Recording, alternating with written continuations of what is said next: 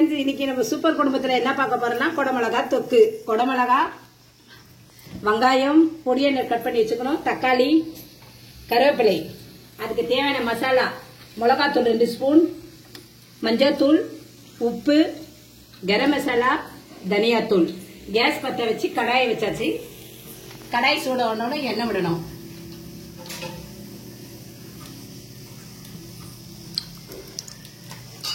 எண்ணெய் விட்டாச்சு.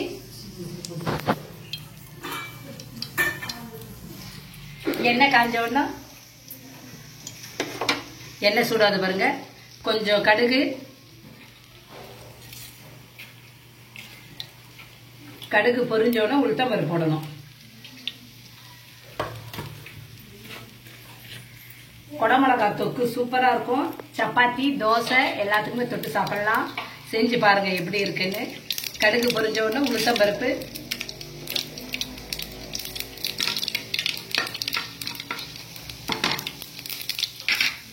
உளுத்தம்பருப்பு கொஞ்சம் செவக்கணும். பொடியா இருக்கிற வெங்காயம்,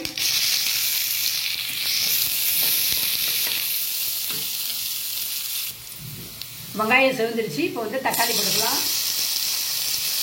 கொஞ்சம் கருவேப்பிலை செவக்கணும். நல்லா வெங்காயம் தக்காளி நல்லா சூப்பாக வரணும்.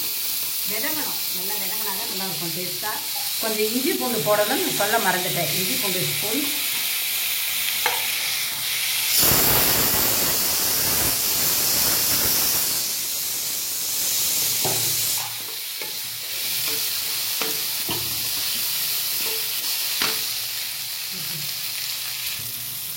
வெங்காய தக்காளி நல்லா சூப்பாயிடுச்சு. நல்லா விதங்கிடுச்சு பாருங்க. விதங்கினாதான் நல்லா இருக்கும். இப்போ வந்து குடமிளகாவை போட்டுக்கலாம். பொடியா நெருக்கி வச்சுக்கணும். குடமிளகா போட்டு நல்லா கலக்கலாம். சூப்பராக இருக்கும் அந்த கிரேவி. தொக்கு கிரேவி சொல்லிட்டேன். தொக்கு நல்லா இருக்கும். சாம்பார் சாப்பிட்டு சாப்பிடலாம். சூப்பராக இருக்கும். தேவைக்கேற்ற உப்பு, மிளகாத்தூள் 2 ஸ்பூன்,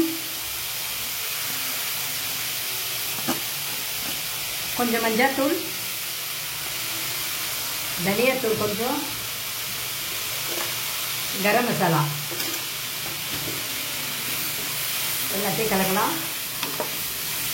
பாருங்க பச்சை பச்சைன்னு இருக்குது. சூப்பராக இருக்குது. கொஞ்சம் தண்ணி விட்டுக்கலாம். காய் வேவறதுக்கு கொஞ்சம் தண்ணி. இந்த பாருங்க அவ்வளோதான். போட்டு விதைக்கிட்டு அப்புறம் காமிக்கிறேன். இந்த பாருங்க குடமிளகா ரெடி ஆயிடுச்சு. எவ்வளோ சூப்பராக இருக்கு பாருங்க தொக்கு. எண்ணெய் பாருங்க பிரிஞ்சு வந்திருக்கு.